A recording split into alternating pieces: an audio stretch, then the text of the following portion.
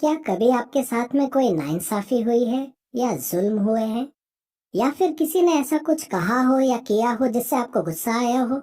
ये सबके साथ होता है। जो लोग यहोवा को नहीं मानते, जब उनके साथ ऐसा कुछ बुरा होता है तो अक्सर वो शांति से काम नहीं लेते। वो झगड़ा करते हैं, बदला लेते हैं, ईंट का जवाब पत्थर से देते हैं। लेकिन हम जानते हैं कि बदला लेना यहोवा का काम है। वो देख रहा है और सब कुछ ठीक कर देगा। इसलिए हम यीशु की बात मानते हैं, जिसने कहा था, सुखी है वो जो कोमल स्वभाव के हैं, सुखी है वो जो शांति कायम करते हैं। बाइबल में एक ऐसे आदमी के बारे में बताया गया है जो कोमल स्वभाव का था और जिसने मुश्किल से मुश्किल हालात में भी शांति कायम की। उसकी जिंदगी में ऐसे कई मौके आए जब उसने झगड़ा करने के बजाय शांति का रास्ता चुना। उस आदमी का नाम था याकूब। उसने शांति बनाए रखना जरूर अपने पिता इसहाक से सीखा होगा। एक बार जब अकाल पड़ा तो इसहाक अपने परिवार को लेकर गरार चला गया, जहां पलिश्तियों का राजा अबीमेलेक राज कर रहा था। वहां उसके सामने कुछ मुश्किलें आईं। उसने उन मुश्किलों का सामना कैसे किया, इस बारे में जानने के लिए आइए उत्पत्ति 26 के 12 से आगे पढ़ें। फिर इसहाक वहां की जमीन में बीज बोने लगा। उस साल उसने जितना बोया उसका 100 गुना पाया, क्योंकि यहोवा की आशीष उस पर थी। इसहाक दिनों दिन अमीर होता गया और एक वक्त ऐसा आया कि वो बेशुमार दौलत का मालिक बन गया। उसके पास भेड़ों और गाय बैलों के झुंड हो गए और बहुत सारे दास दासियां भी। मगर ये देखकर पलिश्तियों को जलन होने लगी। इसलिए पलिश्तियों ने उन सारे कुओं को मिट्टी से भर दिया जो उसके पिता अब्राहम ने अपने सेवकों से खुदवाए थे। फिर अबीमेलेक ने इसहाक से कहा, तू हमारे इलाके से चला जा, क्योंकि तू हमसे कहीं ज्यादा ताकतवर हो गया है। तब इसहाक वो जगह छोड़कर गरार की घाटी में चला गया और वहां डेरा डालकर रहने लगा। वहां बहुत पहले अब्राहम ने कुछ कुएं खुदवाए थे, मगर उसकी मौत के बाद पलिश्तियों ने उन्हें बंद कर दिया था। अब इसहाक ने उन्हीं कुओं को फिर से खुदवाया और उनके वही नाम रखे जो उसके पिता ने रखे थे। जब इसहाक के दास पानी की तलाश में घाटी में खुदाई कर रहे थे तो उन्हें साफ पानी का एक कुआं मिला। मगर गरार में रहने वाले चरवाहे इसहाक के चरवाहों से ये कहकर झगड़ने लगे, ये कुआं हमारा है। तब इसहाक ने उस कुएं का नाम एसेक रखा, क्योंकि उन्होंने उसके साथ झगड़ा किया था। फिर इसहाक के दास दूसरा कुआं खोदने लगे, मगर गरार के चरवाहों ने उस पर भी झगड़ा किया। इसलिए इसहाक ने उस कुएं का नाम सित्ना रखा। बाद में इसहाक वहां से दूसरी जगह गया और उसने वहां भी एक कुआं खोदा, मगर इस बार गरार के चरवाहों ने उससे झगड़ा नहीं किया। इसलिए उसने उस कुएं का नाम रहोबोत रखा और कहा, यहोवा ने हमें बहुत बड़ी जगह दी है ताकि हम फलते फूलते जाएं। इसके बाद इसहाक वहां से बेर्शेबा गया। उस रात यहोवा उसके सामने प्रकट हुआ और उससे कहा, मैं तेरे पिता अब्राहम का परमेश्वर हूँ। तुझे किसी बात से डरने की जरूरत नहीं, क्योंकि मैं तेरे साथ हूँ। मैं अपने सेवक अब्राहम की खातिर तुझे आशीष दूंगा और तेरे वंश को कई गुना बढ़ाऊंगा।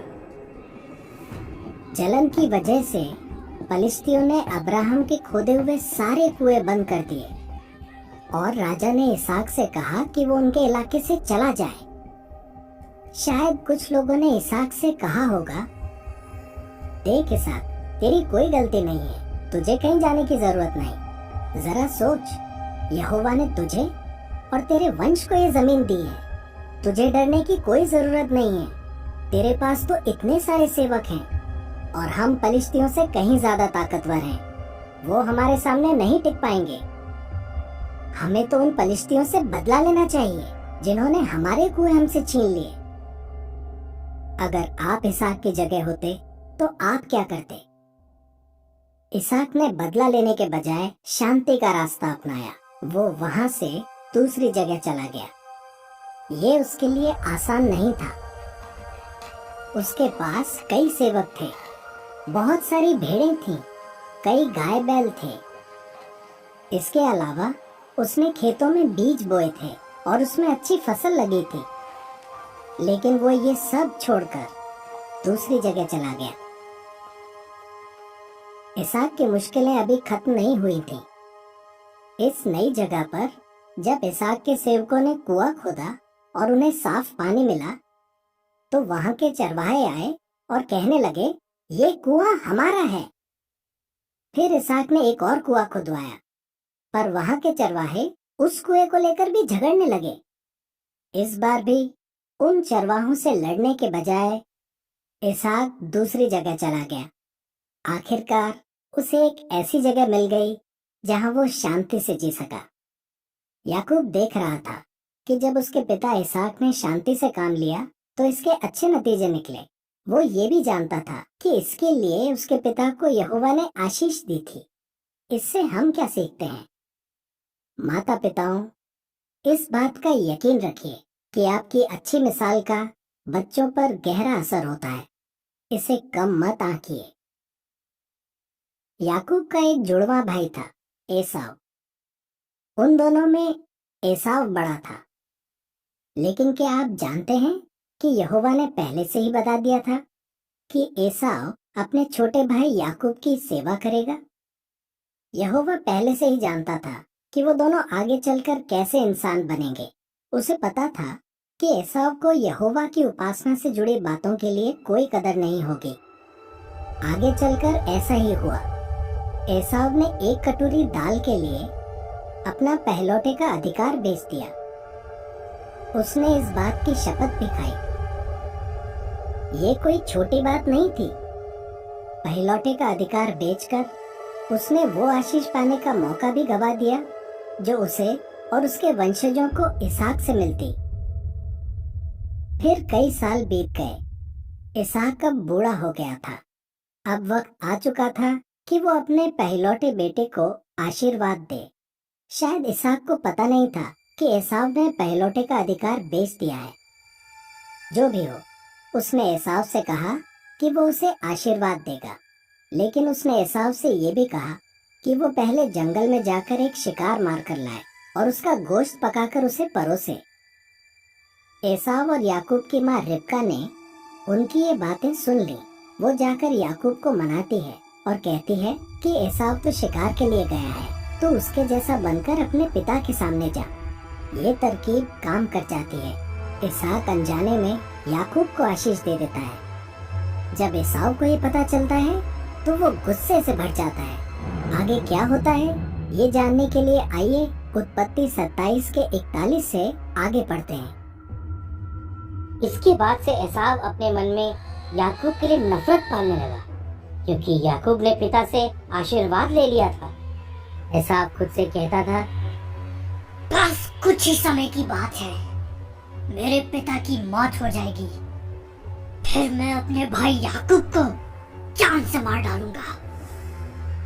जब एसाव की ये बात रिबका को बताई गई, तो उसने फौरन अपने छोटे बेटे याकूब को बुलवाया और कहा, देख, तेरा भाई तुझसे बदला लेने के लिए तुझे मार डालने की सोच रहा है। इसलिए बेटा, जैसा मैं कहती हूँ वैसा कर। तू यहाँ से हारान भाग जा, मेरे भाई लाबान के घर, और कुछ दिन वहीं रह, जब तक कि तेरे भाई का गुस्सा शांत नहीं हो जाता। जब उसका गुस्सा ठंडा हो जाएगा और वो भूल जाएगा कि तूने उसके साथ क्या किया, तब मैं तुझे वहाँ से बुलवा लूंगी।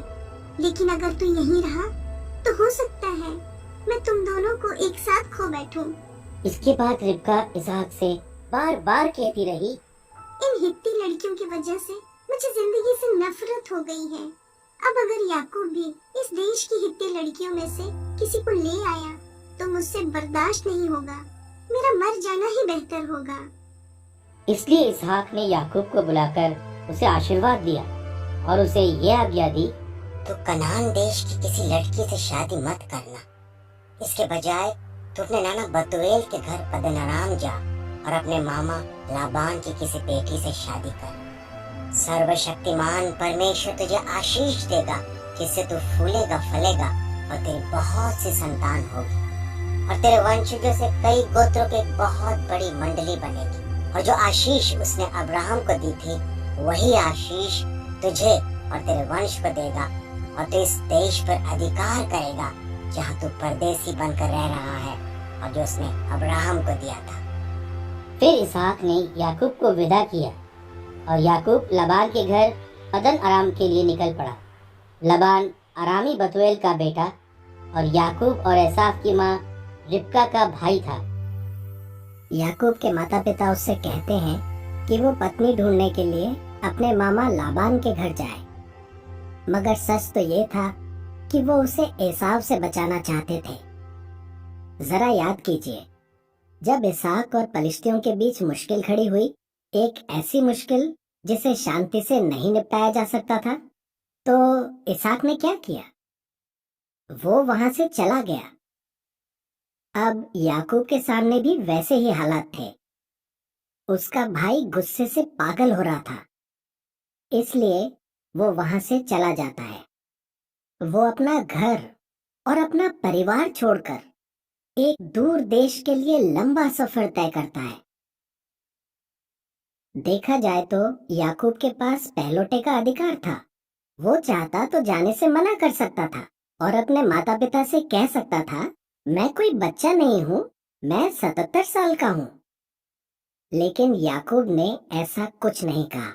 बाइबल में लिखा है, याकूब ने अपने माँ बाप की आज्ञा मानी और वहां से रवाना हो गया।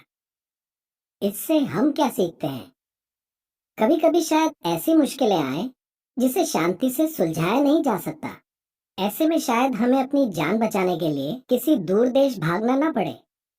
लेकिन कई बार समझदारी इस बात में होगी कि हम कुछ देर के लिए उस जगह से चले जाएं। नीति वचन 17 के 14 में भी यही बात लिखी है। झगड़ा शुरू होना बांध को खोलने जैसा है। इससे पहले कि झगड़ा बढ़े, वहां से निकल जा। जब याकूब अपने मामा के घर जा रहा था, तो यहोवा ने उसे एक सपना दिखाया और उसे यकीन दिलाया कि वो उसके साथ है और उसकी हिफाजत करेगा। लेकिन इसका ये मतलब नहीं था कि उस पर आगे कोई मुसीबत नहीं आती। वो अपने मामा के घर पहुंचता है और उसके बाद वो उन्हीं के घर रहने लगता है। वहां उसे फिर से एक ऐसे हालात का सामना करना पड़ता है जिससे पता चलता है कि याकूब को झगड़े नहीं बल्कि शांति पसंद थी। आइए इस बारे में उत्पत्ति 29 की आयत 16 से पढ़ते हैं। लाबान की 2 बेटियां थी। बड़ी का नाम लिया था और छोटी का राहेल। लिया की आंखों में कोई खास आकर्षण नहीं था, जबकि राहेल इतनी खूबसूरत थी कि उसका रंग रूप देखते ही बनता था। याकूब को राहेल से प्यार हो गया था, इसलिए उसने लाबान से कहा, मैं तुझसे तेरी छोटी बेटी राहेल का हाथ मांगता हूँ। मैं उसके लिए तेरे यहाँ 7 साल काम करने को तैयार हूँ। लाबान ने कहा, मुझे मंजूर है। अपनी बेटी का हाथ किसी गैर को देने से अच्छा है कि मैं तुझे दूं। तू मेरे साथ ही रहे। याकूब ने राहेल के लिए 7 साल काम किया, मगर ये 7 साल उसके लिए ऐसे बीत गए मानो 7 दिन हो, क्योंकि वो राहेल से बहुत प्यार करता था। 7 साल बीतने पर याकूब ने लाबान से कहा, मेरी मजदूरी के दिन पूरे हो गए हैं। अब लड़की मुझे दे दे ताकि मैं उसे अपनी पत्नी बनाऊं। तब लाबान ने शादी की दावत रखी और अपने यहाँ के सभी लोगों को बुलाया। लेकिन उस शाम लाबान अपनी छोटी बेटी राहेल के बजाय बड़ी बेटी लिया को याकूब के पास ले आया ताकि वो उसे अपनी पत्नी बना ले। लाबान ने अपनी बेटी लिया की सेवा के लिए उसे अपनी दासी जिल्पा भी दी। जब सुबह हुई तो याकूब ने देखा कि ये तो लिया है। उसने जाकर लाबान से कहा, ये तूने मेरे साथ क्या किया? क्या मैंने तेरे यहाँ राहेल के लिए काम नहीं किया था? फिर तूने मुझे क्यों धोखा दिया? लाबान ने कहा, हमारे यहाँ ऐसा दस्तूर नहीं है कि बड़ी से पहले छोटी की शादी करा दें। तू ये हफ्ता इस लड़की के साथ खुशियाँ मना ले, फिर मैं तुझे दूसरी लड़की भी दे दूंगा, मगर उसके लिए तुझे 7 साल और काम करना होगा। याकूब ने उसकी बात मान ली और 1 हफ्ता लिया के साथ खुशियां मनाई। बाद में लाबान ने उसे अपनी छोटी बेटी राहेल भी दे दी। लाबान ने राहेल की सेवा के लिए उसे अपनी दासी बिल्हा भी दी। याकूब का गुस्सा होना लाजमी था, क्योंकि उसने लाबान के यहाँ 7 साल राहेल के लिए काम किया था। 7 साल बीतने के बाद शादी की दावत रखी गई। दुल्हन को याकूब के पास घूंघट में लाया गया, पर वो दुल्हन राहेल नहीं, लिया थी। जरा सोचिए, जब याकूब को ये पता चला तो उसे कितना धक्का लगा होगा। और तो और अपनी गलती मानने के बजाय लाबान बहाने बनाने लगा। ऐसे में याकूब के मन में क्या आया होगा? क्या उसने ये सोचा होगा कि इन चीजों के पीछे यहोवा का हाथ है और वो मेरे वंश को धूल के कणों की तरह बहुत बढ़ा देना चाहता है, जैसा उसने वादा किया है? हम नहीं जानते। पर बाद में लिया से याकूब को 6 बेटे हुए। उनमें से 2 बेटे लेवी और यहूदा इजराइल के ऐसे 2 गोत्रों के मुखिया थे जिन्हें आगे चलकर बहुत सम्मान मिला। लेकिन याकूब को नहीं पता था कि ऐसा होगा। फिर भी याकूब ने शांति बनाए रखी और लिया को अपना लिया। उसने लाबान की और 7 साल काम करने की शर्त भी मान ली, एक ऐसी शर्त जो बिल्कुल जायज नहीं थी। इससे हम क्या सीखते हैं? जब कोई किसी एग्रीमेंट से या अपनी जबान से मुकर जाता है तो हमें बहुत दुख होता है। पर भाइयों, क्या हम याकूब की तरह उसे दिल से माफ कर सकते हैं और उसके साथ शांति बनाए रख सकते हैं? याकूब ने अपनी दोनों पत्नियों के लिए 14 साल काम किया। यही नहीं, उसने 6 साल और काम किया ताकि उसकी अपनी भेड़ बकरियां हो सके। फिर यहोवा के कहने पर वो अपने पूरे परिवार और जानवरों को लेकर अपने घर के लिए निकल पड़ता है, और वो भी लाबान को बताए बिना। जब लाबान को इस बारे में पता चलता है तो वो गुस्से से आग बबूला हो जाता है। वो याकूब का पीछा करता है। हालात इतने खतरनाक थे कि अब कुछ भी हो सकता था। जरा कल्पना कीजिए, याकूब पहाड़ी इलाके में डेरा डाले हुए है। शायद सुबह का समय है, ठंडी हवा चल रही है, जानवरों का शोर सुनाई दे रहा है। भेड़, गधे, ऊंट, बहुत सारे जानवर हैं। याकूब के सेवक आगे के सफर की तैयारी कर रहे हैं। फिर अचानक सेवक डर के मारे चिल्लाने लगते हैं, लाबान आ गया है और वो अकेला नहीं है, उसके साथ ताकतवर आदमी है। वो सब ऊंटों पर सवार उनके डेरे तक पहुंच जाते हैं। लाबान उनसे मिलने आया है, पर कोई मेहमान बनकर नहीं। लाबान के आदमी हमला करने के लिए बस उसके इशारे का इंतजार कर रहे थे। याकूब के सारे सेवक भी वहां इकट्ठा हो जाते हैं। सबकी नजरें लाबान और याकूब पर टिकी हुई हैं। वो दोनों आपस में बहस करने लगते हैं। एक रात पहले ही यहोवा ने सपने में लाबान को खबरदार किया था कि वो उसके सेवक याकूब से कुछ भी भला बुरा न कहे।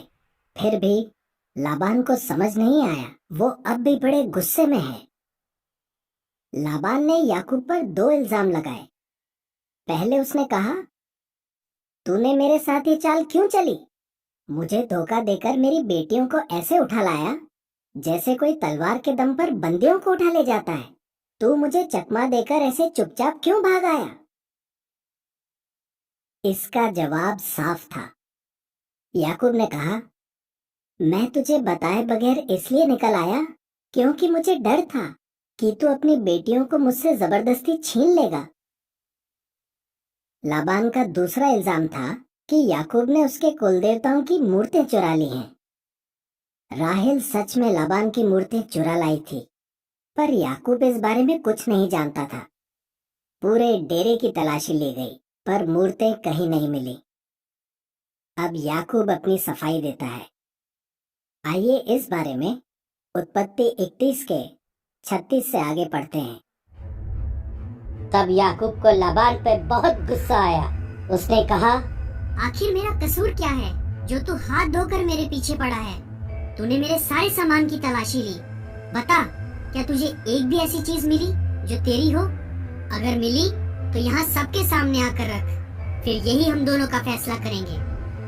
मैंने तेरे यहाँ पिछले 20 साल काम किया और इस दौरान न तेरी किसी भेड़ या बकरी का गर्भ गिरा, और ना ही मैंने कभी तेरे मेढ़ों को मार कर खाया।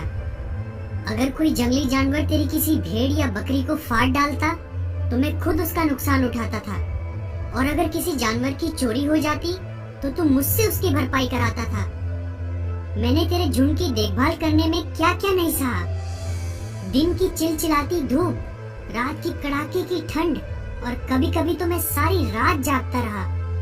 तेरी सेवा में मेरे 20 साल गुजर गए। 14 साल तेरी बेटियों के लिए, 6 साल तेरे इन जानवरों के लिए, और इस सब के बदले तूने मुझे क्या दिया सिवा इसके कि तूने 10 बार मेरी मजदूरी बदली। मगर शुक्र है उस परमेश्वर का जो मेरे दादा अब्राहम का परमेश्वर है और जिसका डर मेरा पिता इसहाक भी मानता है। उसने हमेशा मेरा साथ दिया। अगर वो ना होता तो तू मुझे अपने घर से खाली हाथ ही भेज देता। परमेश्वर ने देखा है कि मैंने क्या क्या दुख झेले और कितनी मेहनत की, इसलिए उसने कल रात तुझे फटकारा।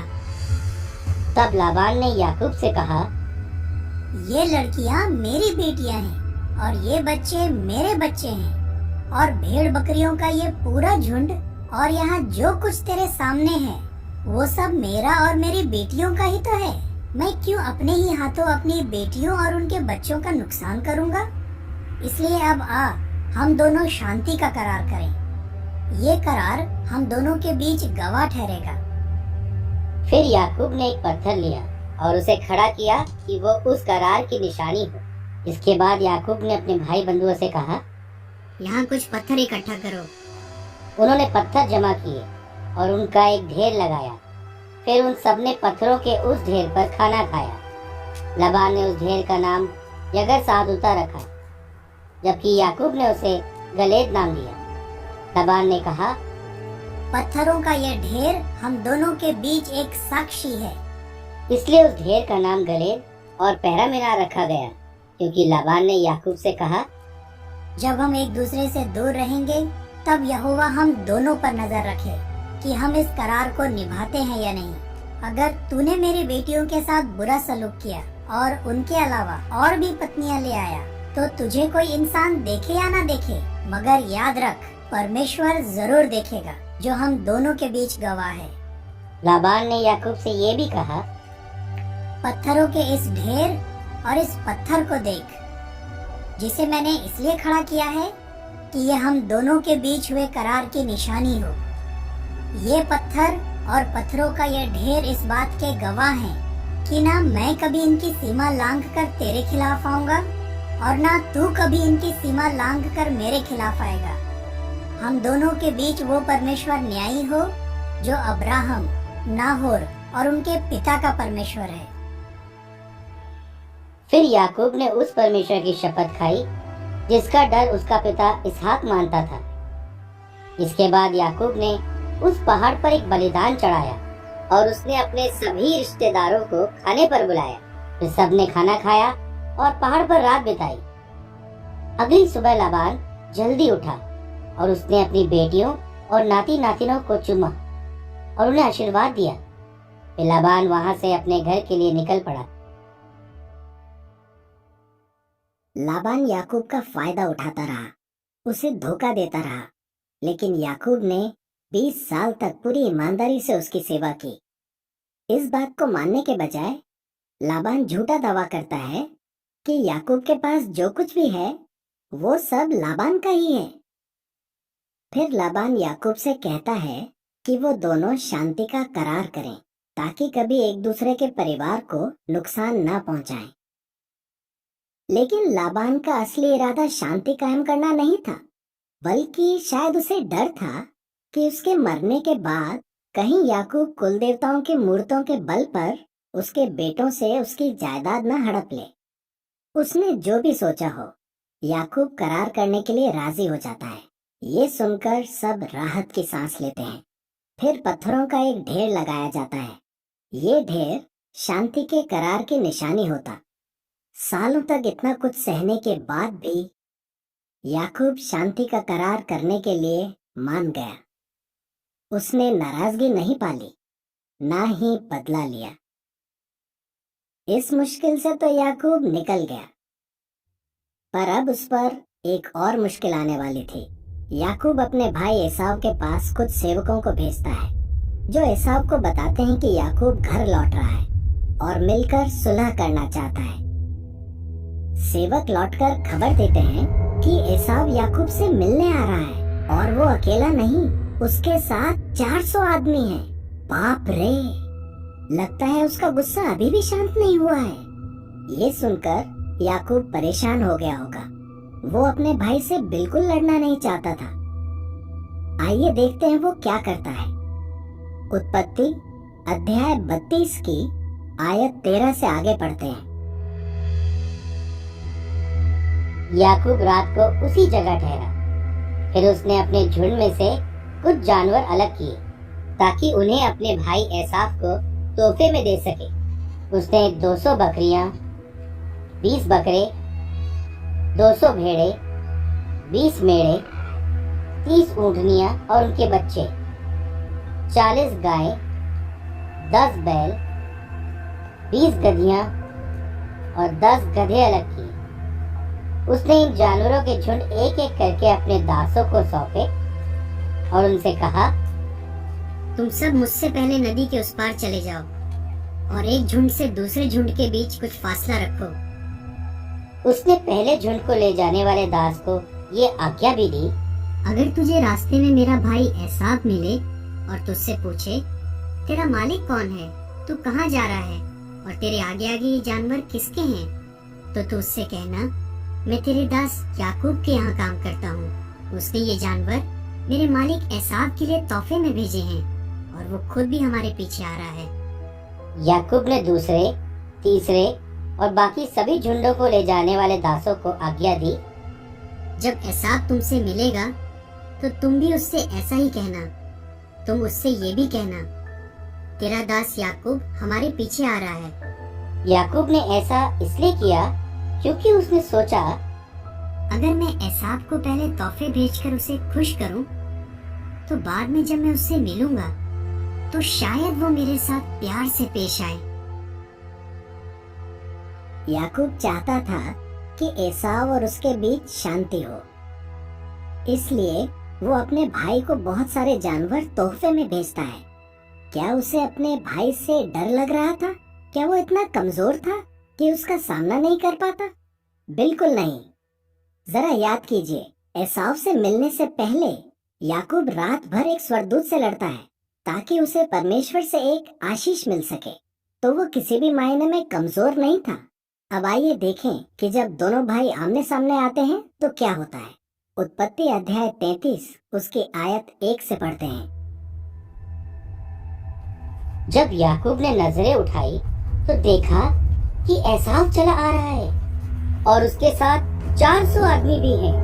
तब याकूब ने लिया, राहेल और दोनों दासियों से कहा कि वे अपने अपने बच्चों को अपने साथ रखें। फिर उसने कहा कि दोनों दासियां अपने बच्चों को लेकर सबसे आगे आ जाएं। उनके पीछे लिया और उसके बच्चे आए और सबसे आखिर में राहेल और यूसुफ। फिर वो खुद उन सबके आगे आगे चलने लगा।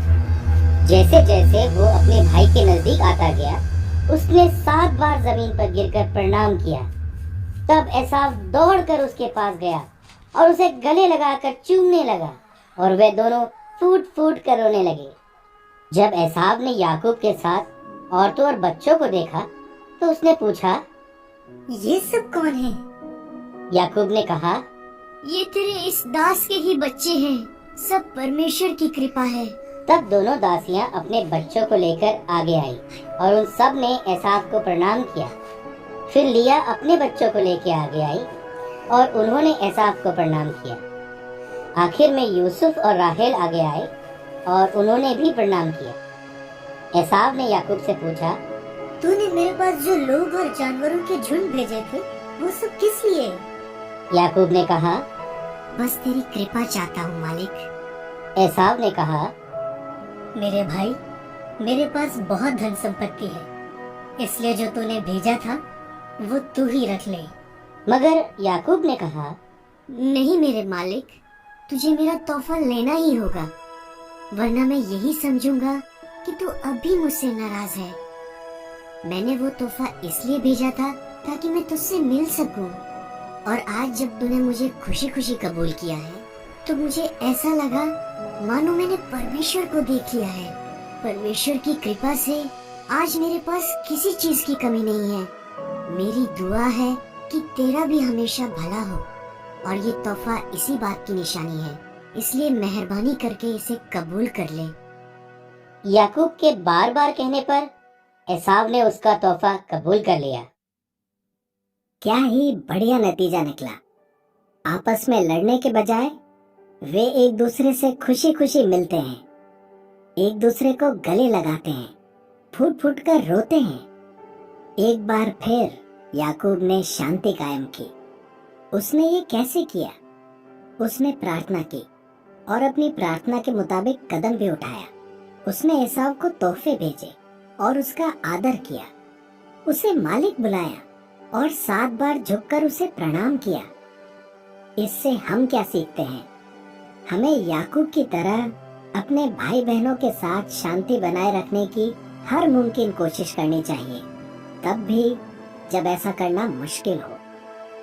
शांति बनाए रखने के बारे में हमने याकूब से कितना कुछ सीखा।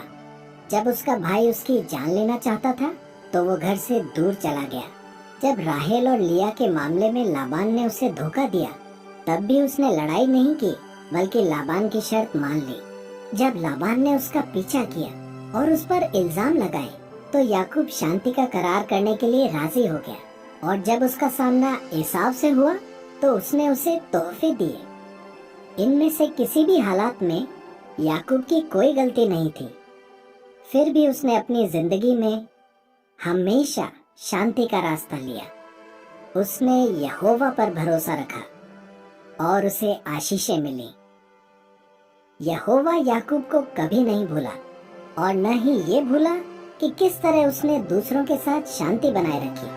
यहोवा हमें भी नहीं भूलेगा अगर हम याकूब की तरह हर छोटी बड़ी बात में शांति बनाए रखें। फिर चाहे हमारे साथ नाइंसाफी हो या हम पर जुल्म किए जाए या फिर कोई और मुश्किल आए, जी हाँ, यहोवा हमें हमेशा याद रखेगा और हमें बेशुमार आशीषें देगा। आइए हम याकूब की तरह बने, जिसे झगड़े नहीं, शांति पसंद थी।